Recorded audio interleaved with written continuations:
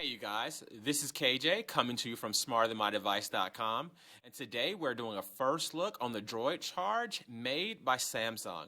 Now, this device isn't out yet, so I haven't really been able to do a whole lot of product testing on it. So this is simply just a first look. We'll do a more detailed video once the phone's actually released, and I'm actually able to do a little more with the phone. So, as we look, Samsung does a really good job with their packaging. This is a really great looking box. Probably say a better looking box than most smartphones I see. But we don't really care about the packaging of the device. We actually care about the device itself. So let's pop it open.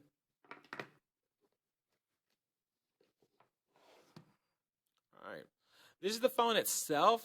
It's got a little bit of weight to it, but not enough that's actually overwhelming. It has a really nice 4.3-inch screen. Now, Samsung is known for their beautiful screen quality and their vibrant colors in their screen, and this is no different. It actually does have a Super AMOLED display. Now, for most people that aren't techies, they're not really going to know what Super AMOLED means. So, to put it in regular person's term, it's the same, almost the same exact screen as an LED TV. So, which means you will definitely have one of the best looking phones out there if you were to purchase a device. Now, up front, you'll notice on the left-hand side at the very top, you do have a front-facing camera. It's going to be your standard 1.3 meg camera. At the very bottom, you're actually going to have hard keys. They're actually for your menu, your home screen, your back button, and your search button. The good thing about that is if something happens to your touch screen, you can still operate the phone based off these home screens, almost completely by itself. Now, if you look at the very top, we have your standard 3.5 headphone jack. Turn to the side, we have the power button on the side that's standard for most Galaxy S phones. Now, this phone actually does have an HDMI cable connection to it, which is great if you're at a friend's house and you want to show them home videos or show them pictures on your phone. You could just bring your cord with you, hook in the back of their flat screen TV, and show yourself on your phone. At the bottom, we do have that little niche to help you take the back off. Flip over to the other side. You have your volume rocker right here. The one thing I did notice, it's not necessarily flushed with the device itself, but if you were actually trying to use your phone because you had headphones on, trying to turn your volume up or down, and it was in your pocket, because of the ridges on the display, it's going to be a little easier for you to control that. Now, you're going to have your standard micro USB port on the side here. So if you had any of previous Galaxy S phones or any other smart devices, it's pretty much the same. It's pretty much going to be the same. So your old charger, now you can use it as a traveler charger. Now, speaking of charging, this does have a 1600 limit battery on it, which means you're actually going to have a little more battery life than your standard smartphones and some of the other LTE devices out. Now, since I haven't really done product testing, I can't exactly tell you how long the batteries are going to last, but with the 1600 milliamps, you pretty much are looking somewhere between 9 and 10 hours if you do standard stuff. If you're a heavy user like me, realistically, you may be only looking at something like 7 or 8. Now, we're going to turn it back on the front itself. Oh, you know what? One thing I completely forgot to mention, the camera. If you look on the back itself, you do have a single LED flash camera thing on the device itself, and the camera is actually located towards the center top. Now, it does have a 5 megapixel camera, which is still a really good camera unless you plan on taking oversized pictures. If you're not taking really big shots, you really don't need a camera bigger than a 5. But, all right, let's see what it looks like on. Oh, wow, I didn't even notice that at the very top. You actually do have a speaker at the very front, and that's pretty stylish. I do like how it actually comes down in a V. The phone actually kind of reminds me of the Transformer. It looks very, very similar.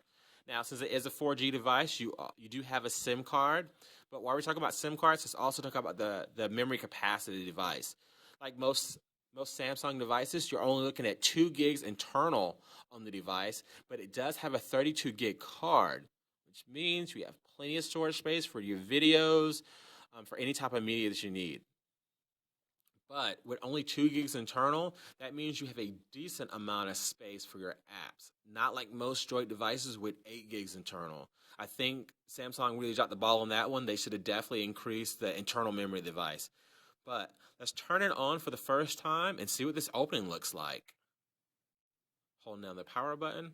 There we go. It says Samsung. I'm going to be quiet real quick and just let the phone talk for itself.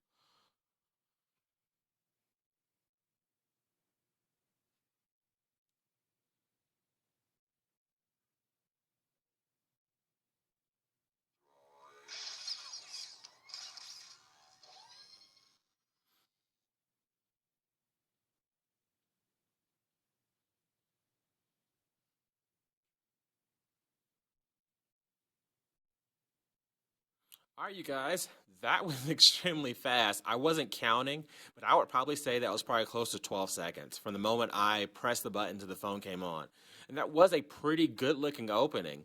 Much better than some of the openings that I've seen. It maybe actually like the phone a little better than what I initially liked it for. Now, it looks like you have your standard puzzle opening like most Samsung devices. Flip it open. Now, the first thing I'm noticing is that you do have your menu on the screen at the very bottom. I'm not really sure if I'm liking that because to me that almost defeats the purpose of having the buttons that you've got here at the bottom. But let's look at your home screens. Looks like they're standard. They didn't really change. It looks like they didn't really add that many features to the phone itself, so that is pretty much still the same. Same mobile hotspot, but actually on this mobile hotspot, you're looking about 5. I actually put it on the home screen, whereas on the Samsung it's actually internal inside the menu. So hit the application button to see if they add any extra applications. Okay, it looks like it scrolls across, just like most Galaxy S phones are going to do.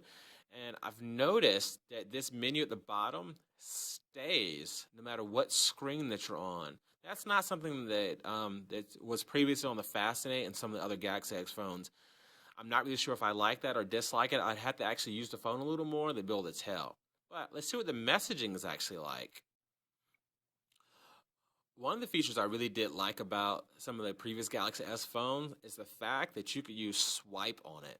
Now, I wasn't a big fan of swipe until I actually played with the Fascinate. It was very smooth and very fluid. Let's see if they actually kept that feature. So I'm going to hit new message, go to compose, and they did not. I can't really say that was a good idea by Samsung on that one. Now, the one thing I do like is when you do press a button, it actually raises that letter up so you actually know what you're pressing. I do like that a little better. Or, wow, notice when I press and hold down the letter, it actually shows me other characters for that letter. So if I meant to hit the 3, but I didn't hit the arrow button to use the next level, the next letter, it'll actually do it for me. But that's not necessarily what we need. Turn on landscape mode. You're there. Oh, you know what? I do like the fact that you still do have the microphone right here on the side. This looks more like a setting button. Let's see what it does. Yeah, that's exactly what it is. It's going to be a setting button. I do like that. Previously, on some of the other Droid devices, typically if you just hold down the space itself, it's going to go through. Oh, and there you go, input mode. Well, actually, I was wrong. Let me take that back. They do have swipe. So good job on fooling me on that one, Samsung. Okay, I got a phone call. I'm going to ignore that. Go back to our messaging. Oh, wow. So it looks like it goes back to messaging pretty quick. Go back to create a new message. Get rid of whatever number's there. Hold down our input key. And there we go. So we can switch to the swipes. So recant my statement. They did bring swipe back. Really good idea. Like standard, the tutorial comes right back up. Not really sure why we're showing Japanese, but it's still cool either way. Turn it back to normal. Hit back my home screen. Has a Google bar. Now, I can honestly say that was a brilliant idea for Samsung. The one thing I did not like about the Fascinate, some of the other Galaxy S phone, is that they were Bing powered. I have nothing against Bing, but the good thing about the Google bar is that you can talk to text, you can do your navigation, everything fluently, and you couldn't do the same with Bing. All right, you guys, that's pretty much the end of the first look of the Samsung. I'll have more notes about this device, actually on smarterthanmydevice.com, as well as when the phone actually comes out, I'll give you a more detailed review of it. All right, you guys, don't forget to follow us on Twitter. It's on the board right behind me. You guys have a great day. That's it.